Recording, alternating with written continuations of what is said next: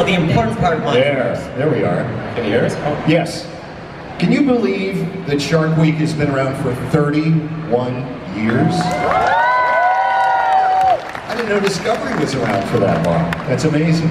I'm Ted Kamikaze from 98.7 The Shark, the new radio station here in town. We thought it would be fitting to be involved in SharkCon, so we are honored to be here and to be with, these are the real stars of Shark Week, really. I mean, there's the sharks, then there's the people who interact with them and respect them. And we're here to pick into your brains and find out exactly how all of this happens. We've been for months taking people's questions online at sharkcon.com, and we'll pass the mic around in a little bit. But really, you think about it and how mesmerizing you find it when you've got the TV on, and there's something about being there underwater with these creatures and seeing them mostly. The most incredible part is interacting with human beings, and you guys make that possible, and you're bringing that knowledge and dealing with the misconceptions that people have about sharks, and that's some of the stuff we'd like to handle today. So, without further ado, I'm going to go to some of your questions here. This is a tough one. Is the shark population in danger from overfishing, and can they recover? Who wants to tackle that? I can end, yeah, sure. So, shark populations globally are experiencing varying levels of decline due to mainly overfishing. And a lot of people have heard about shark fins and shark fin soup. But that is certainly the biggest threat to sharks, but they're also being targeted for their meat. Most people don't know that shark meat is also, sharks are targeted both for their fins and for their meat. The fins often usually go to China, where they are then redistributed throughout the world. And then for their meat, a lot of the meat from the US is sent to Canada and Europe, and it's often into Australia, and it's often used, fried up and called fish and chips. But most people don't know that they're sometimes eating shark. But it's also important to know that not all shark populations are in trouble. There are some species that are doing better than others. And one of the other things that's really a very hopeful sign is that in the ocean, extinction is actually very rare. And that's because of how open the system is and how these animals can move over very large areas. So there's certainly a lot of hope. So although some species are declining, although many species are declining and some are now threatened with extinction, there's a lot of hope that extinction is relatively rare, and there's a lot of people now working to recover shark populations. And we've absolutely seen several populations globally recover. And for example, here on the US East Coast, great white sharks have absolutely recovered and are increasing in number. You know, these animals were almost, you couldn't find one, you couldn't see one. They're almost all gone here off of the US eastern seaboard. And then in the early 90s, there was important shark protections. A plan for shark conservation for the first time was put in the US. In 1997, the great white was added to the protected species, making it illegal to capture them. And over the same time, we've seen the Marine Mammal Protection Act protecting great white shark food like seals, and so we've seen the seal population rise, and the great white sharks rise and recover. And that's an incredible story and a great sign of showing with really good conservation strategies, you can absolutely recover dwindling shark populations. That being said, there is a lot of hope, and I know Neil has that. Like, he pointed out things that were really important as far as the protection of these animals, and we've been able to do that, and we have seen a recovery in some, but it falls into the stages, into the ones that are the most exploited.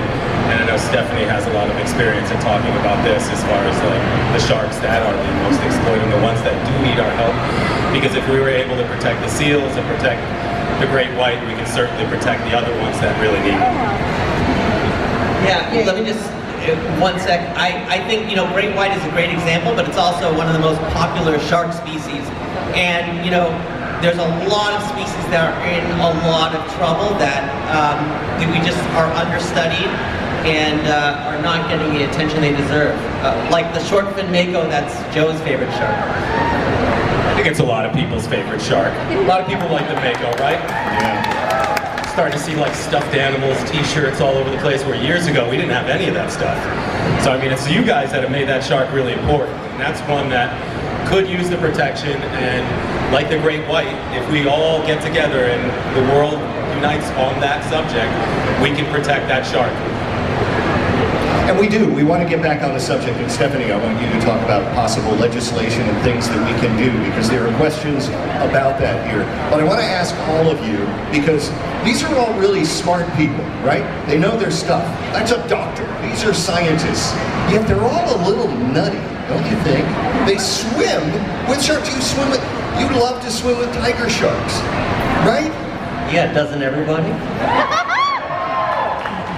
So, is there something you have to do to not stir them up? I mean, what's your first rule of when you're in the water with no bars between you and the tiger shark? This is all Jamin.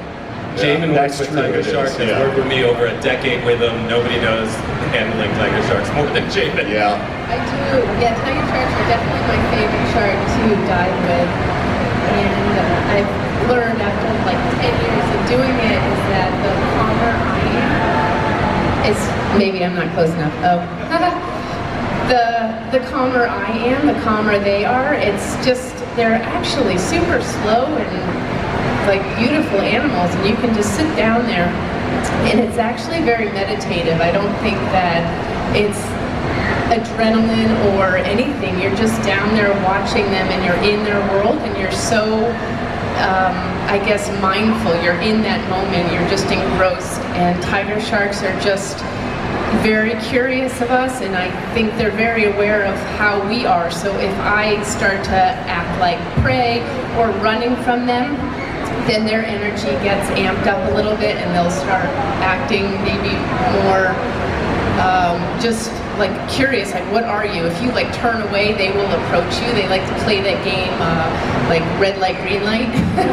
So if you stop looking, they're like, oh, I wonder what you are, and they sniff you a little bit close. But as long as you're super aware and alert with them, they're very beautiful, magical animals.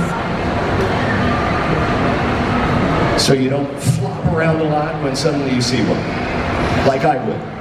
No, A sea urchin made me flop around in the water one time because I was right up on one. I thought it was going to reach out and attack me for some reason. So I'm not a shark, that doesn't want to say. On the subject of being there with them, we have a question from online. Can a white shark attack from straight on, horizontal, or do they attack from below, vertical? Neil would be able to answer this one the best, because you just did a bunch of stuff on studies on attacks posturing. So the answer is they can do both. And in fact, recently we thought that, in the past, most of the studies on white sharks have been in really deep water, and the idea is that they, ambush from below and do this vertical strike, and you see them breaching out of the water, like we've all seen on Shark Week. But at a new site now that we've been studying in South Africa, in just a few feet of water, like 3 feet of water, we're seeing these sharks make hunting and killing seals. And this year, actually, that new site is going to be on Shark Week. The show's called Air Jaws Strikes Back. So check out Air Jaws Strikes Back. You will be seeing great whites hunting in just a couple feet of water. It's pretty amazing. Okay, we all know about climate change. Have you guys been observing migrational shifts in regional species due to the changing water temperatures? Well, I've definitely seen stuff in the sharks that I've worked with. I know Neil has kept an eye on this too. And we just actually spoke a few weeks ago on climate change and the effects they have on sharks. And a lot of what we're seeing is distribution, but also oxygenation, how the animals recover in certain types of water temperatures. So there is definitely something to that. and there is patterns of it. There are sways where things will go from almost barren to populated and barren. Throughout the years of working there, we've seen that there is patterns to it, but in a lot of these areas, we've seen a lot of steady increase in temperature. I think in California, I think it was last year or 2 years ago, where they saw tiger sharks in areas they had never seen. They came much further north because the water was much warmer. Whether that was that they chased whatever they wanted to hunt, or whether they just felt the temperature and came further north, it definitely changed their behavior. So with the continuation of technology and all of the industrialization that's going on, and the direction that climate change is taking us, a question is asked: will shark migration and existence be impacted in the next decade as things progress? I mean, is it getting worse? Are they in danger because of the rising sea temperatures? So, first of all, different sharks are going to respond differently to the effects of climate change.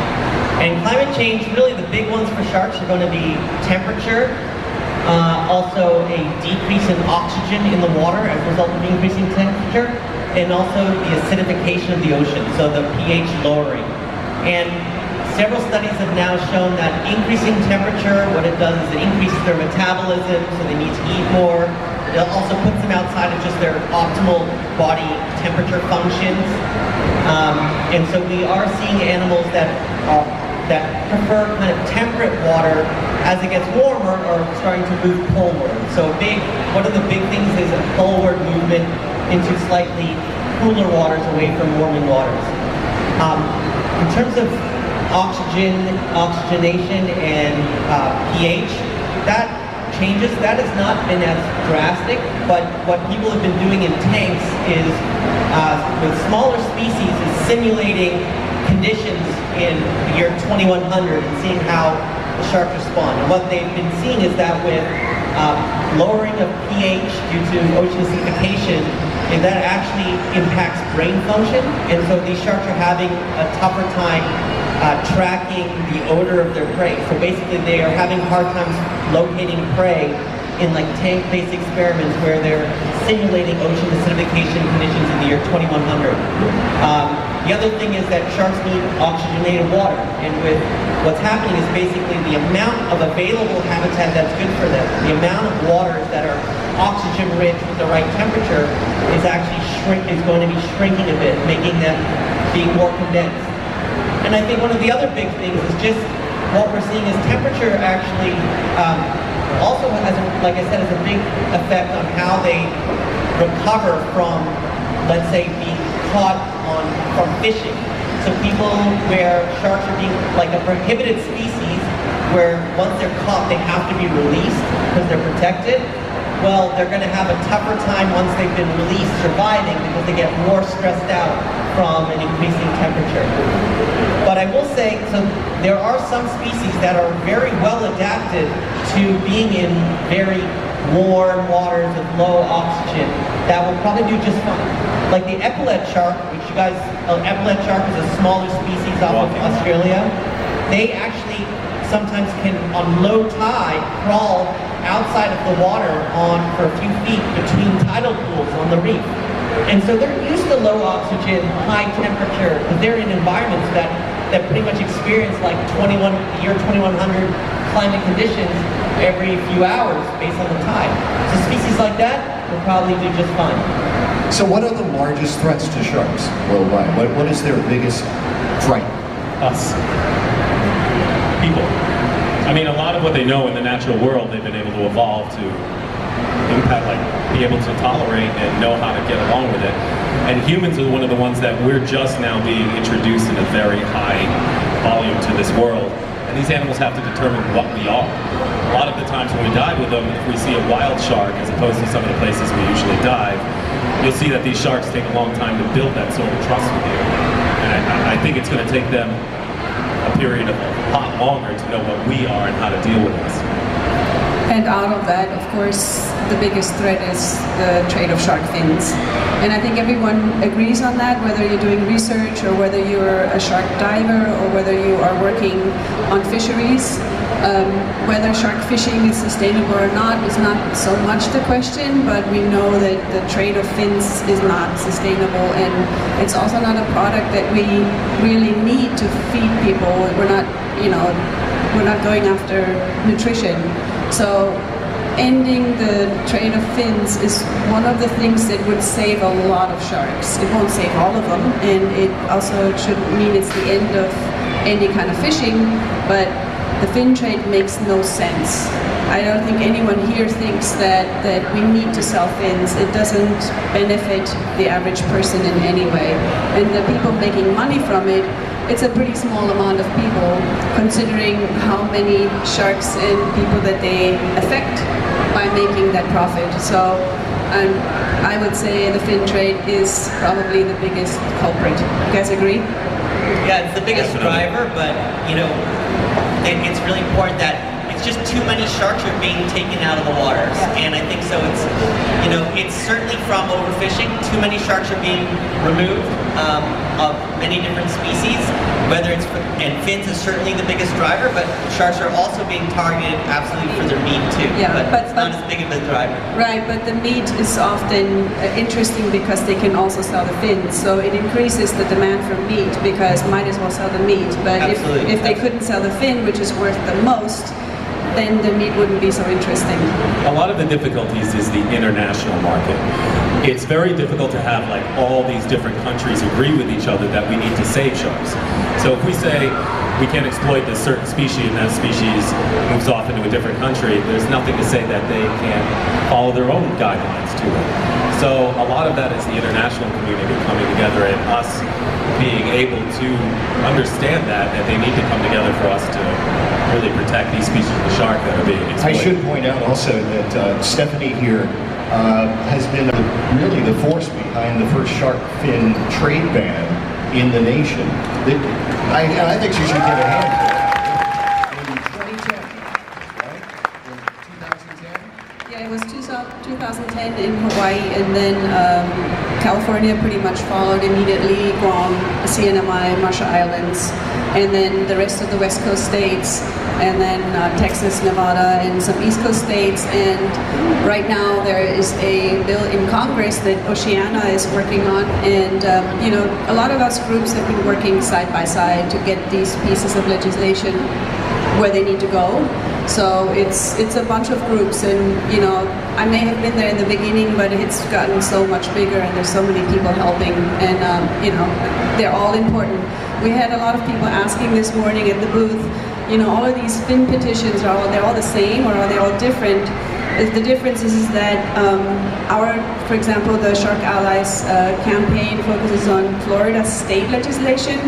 The Oceania one focuses on national legislation, and it doesn't matter whether you're familiar with it, but what happens is you need a certain amount of states to pass something in order to open the door for national legislation, so that's why we do both. I mean, in a perfect world, we'd all be doing just one, but there's not enough time, so we're kind of dividing and conquering.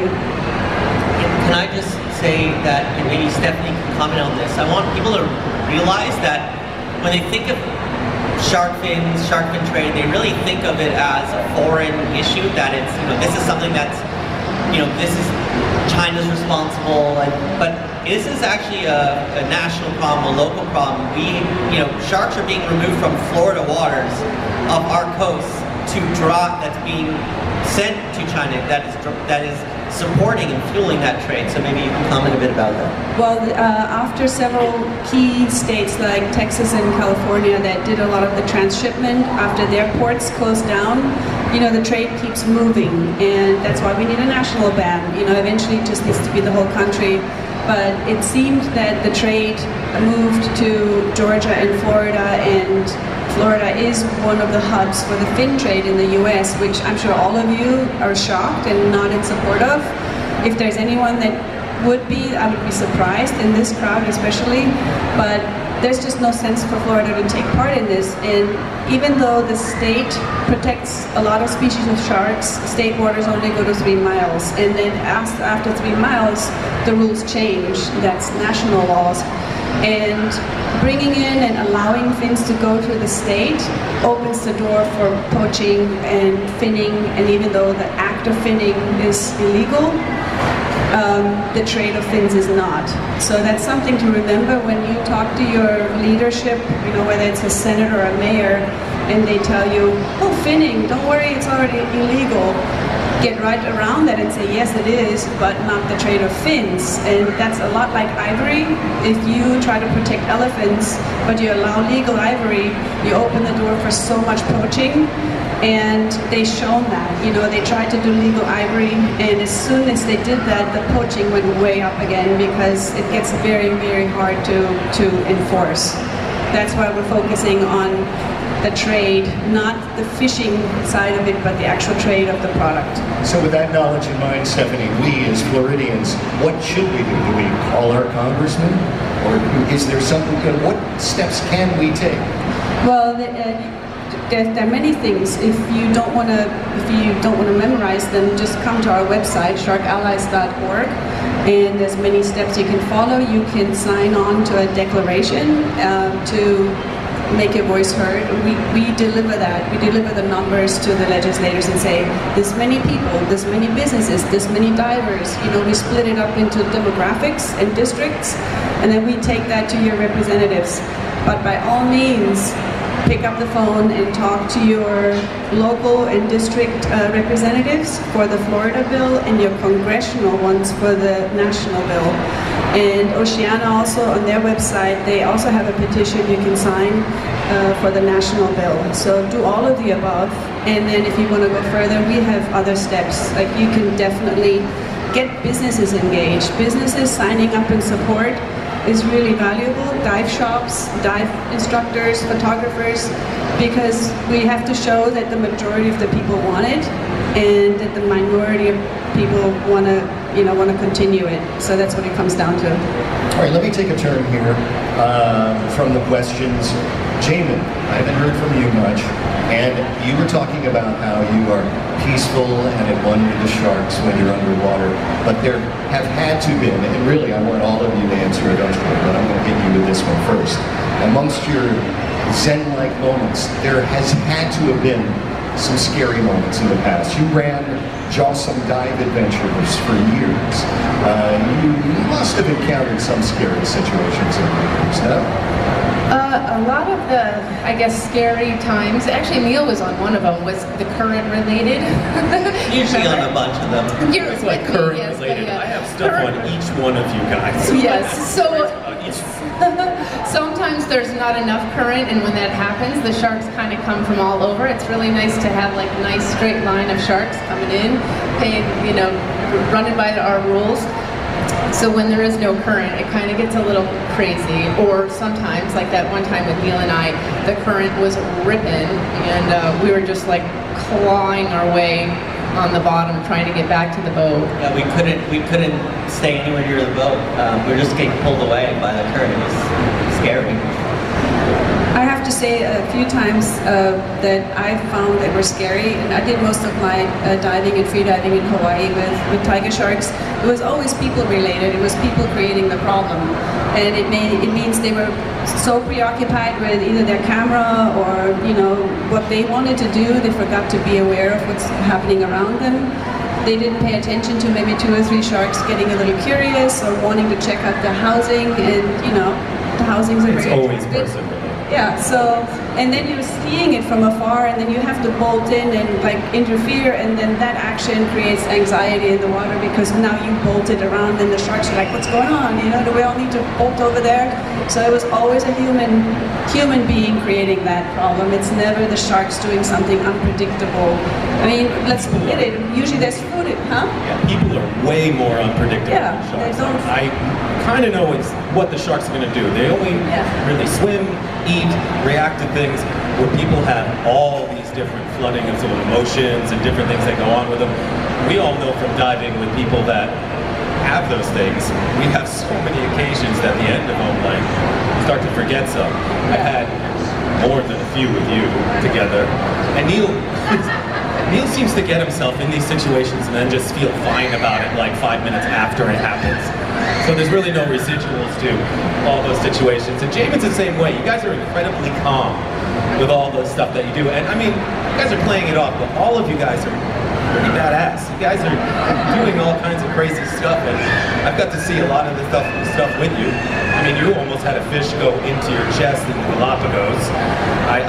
I've seen more than a few occasions with you, Jamin. It's like these. Well, the one thing is, though, is that you have to realize many of these interactions are under baited conditions, where totally. we're luring the shark close to us. That it's a very unnatural condition for the shark. So, you know, we're already enticing them to be in kind of feeding mode, and then you're putting humans in the water, which is also pretty, you know, around them in a feeding context to try to get as close as you can, and then you're bringing cameras in front of them, and, you know, so that's unnatural. I think under normal circumstance, you know, that you're not going to have sharks coming that close and in a context like that.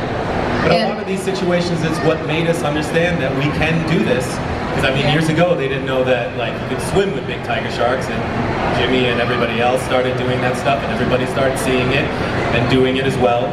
So from these interactions, we do push the boundaries of how we do know these sharks.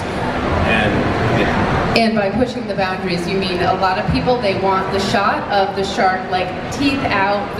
So the tiger sharks, they normally swim around with like Toothless the dragon, like with no teeth, until you either feed them, or if you touch a little spot right under their nose, then they will like full on teeth out lunge kind of, and everyone wants that shot. So it seems it's actually really controlled when I can do it, as long as the shark is like the right shark. Because sometimes I'll try it with some shark and they're just like snap, snap, snap, and I'm like, okay, I'm gonna wait for a different shark. So when the water isn't baited, I mean, we all living in the Bay Area, we're all in the water a lot, and in fact backstage we were discussing how people, and you've often heard this, that, you know, often there will be airplanes or helicopters hovering across Clearwater Beach, and there's hundreds of people in the water, and just right off the coast there are also hundreds of sharks circling around, so close to those humans. What keeps the sharks here and the people there? Why don't the sharks come in any closer? It's just not natural?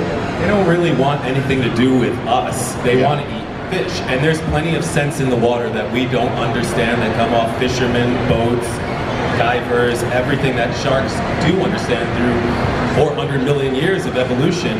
Neil just did a paper on the interactions between shark tourism as opposed to when those shark tourisms leave, and you saw a lot of surprising results from that. I mean, you know, as someone who tries to interact with sharks, seeks out interactions, it's really hard. You have to spend a lot of time looking for them. You have to, you know, try really hard to lure them in with bait, and you can't even, I mean, when, like Jamin was saying, underwater, to get them close, you can't even like look at them directly, straight on. Like, if you stare at them, they get weirded out. Sharks generally do their best to avoid people, and so it's a constant battle of me trying to do my best to lure in the shark and play like kind of hard to get, where, you know, I kind of pretend that I'm not looking at them, not interested in them, so that they kind of are like, well, how come he's not paying attention? And comes in a little bit closer and, you know, maybe like wave some fish at them. But, you know, normally they want nothing to do with people. It's really so any advice on if one of us do happen to run into a shark in the water? I mean, I believe number one is stay calm. Keep your eyes on the shark, keep eye contact so the shark knows that you see the shark. That's the best thing. And then, they know. Oh, They're yeah. looking at our eyes. Predators know what the front of any animal is, so if you're turning away, they have a chance to sneak up closer. If you're looking at them, they have to think about whether you're a threat or food or a hunter. They have to think about it a lot more, so eye contact, I think, and then slowly and calmly leaving the scene if you're not comfortable. There's no reason to go fast. You're not going to outswim them. You're not going to, you know, you might as well go see your slow. eyes swimming. Sometimes they don't see your eyes swimming. Yeah, that's true. It's very leaving, yeah. It's important too to just watch where you've been more so than where you're going, because most likely the shark is going to see you way before you see the shark. So it is definitely important to make eye contact, but also just being super aware of your surroundings at all time. Like I go swimming, I live in Florida and I go swimming on the beach all the time. I know there's sharks all around me. But I just like swim a couple feet and then I just like glance around me and just make sure, like I know they're super aware and they're not going to senselessly, but I also am aware of my surroundings, so that's really important. By the way, we only have about 5 or 10 minutes left, and the man in the funny hat is walking around. We'll take questions. If anybody has a great question for the game, raise your hand, and maybe we'll take a few from the audience here. What made you originally love sharks and want to study them and work with them? Who are you asking? Which one is? Everyone, she said. All of them. They all have a passion for sharks, that's I mean, for sure. I've loved sharks since I was a child. The stuff, when I came to this country as a kid, I couldn't speak English.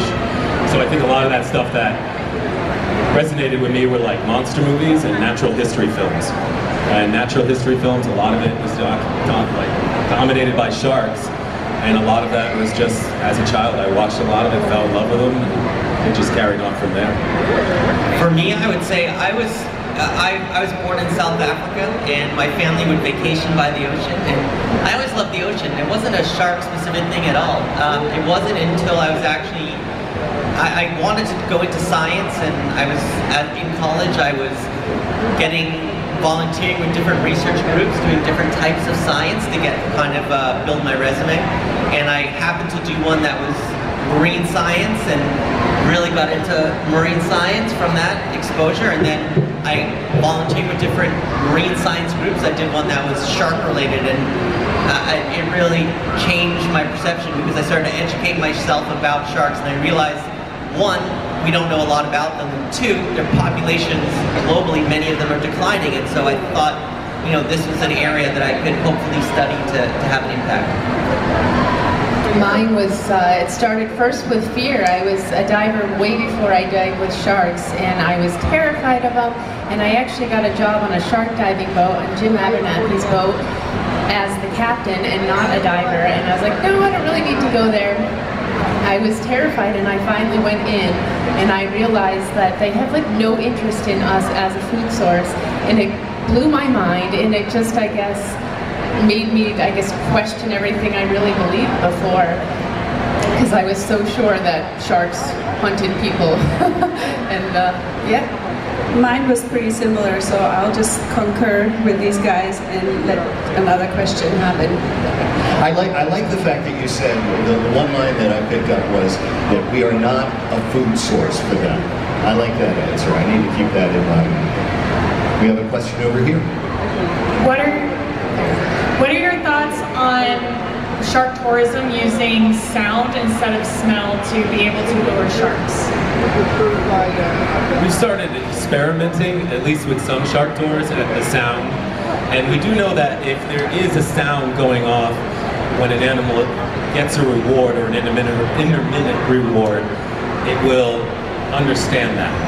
So if they understand that the sound is there and it's a reoccurring sound, just like low frequencies and everything else, there's nothing to say that they wouldn't understand it. And there's been plenty of studies that follow that sound thing, but like Neil probably has some that are directly relative. But I personally, Also, I've seen it Cat work. Island, remember, we don't even actually use that much bait. All you have to do is put the boat from neutral, reverse, forward. They hear that sound.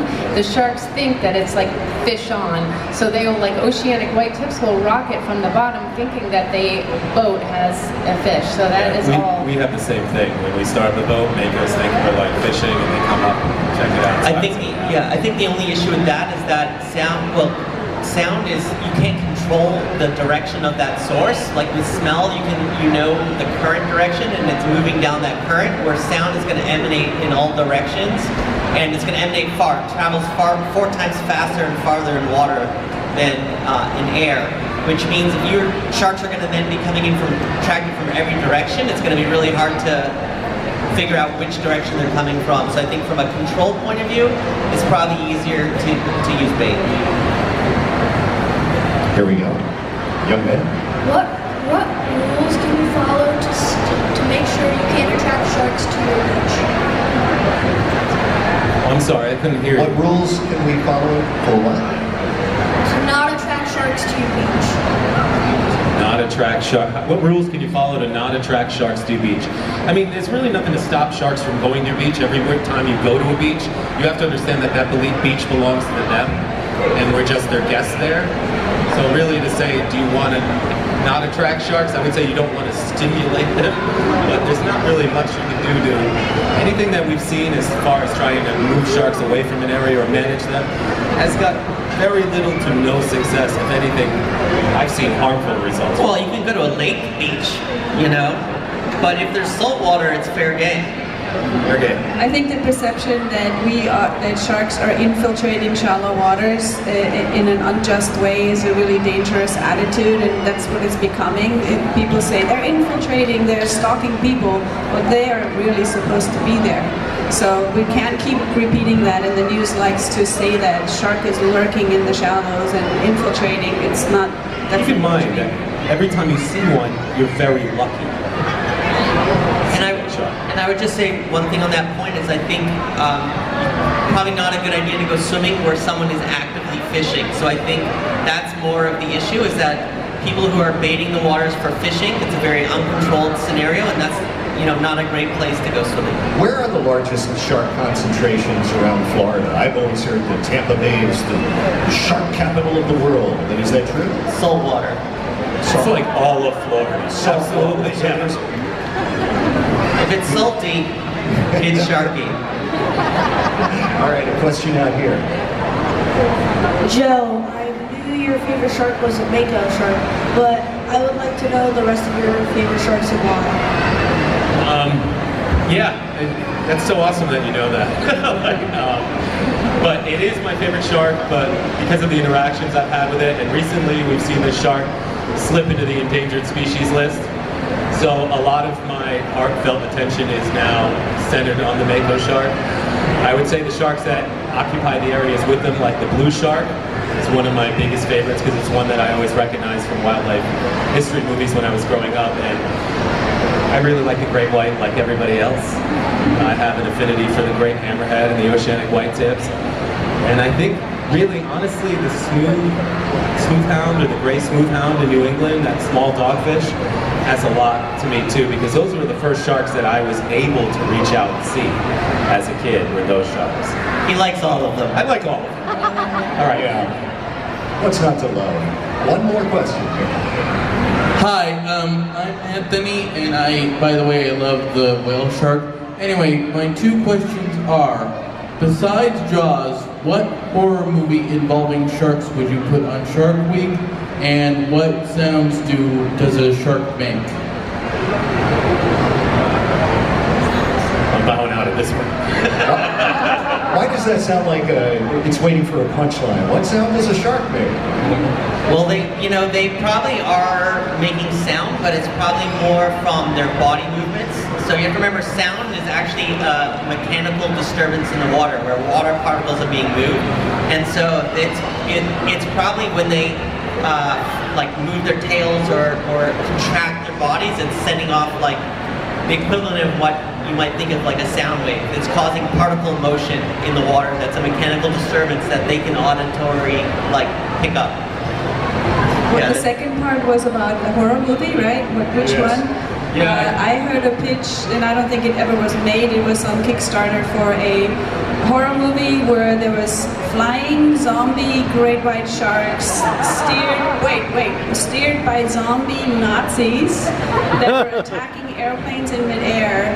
And it was so outrageous that I thought the campier the better, because I want people to know it's a horror shark film is fiction. So I'd rather see it as campy and as Sharknado as possible.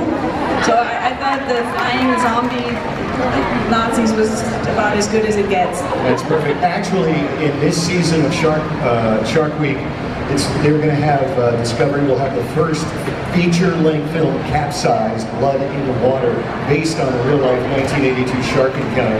The trailer for it looks great. And then, of course, you guys, in all of the real-life situations, let's hear it for the panel at Shark Week, Discovery Channel, 31st year. The new season begins July 20th on Discovery. Thank you all for being here at SharkCon, the 98.7. Thank you, guys. Happy Shark Week.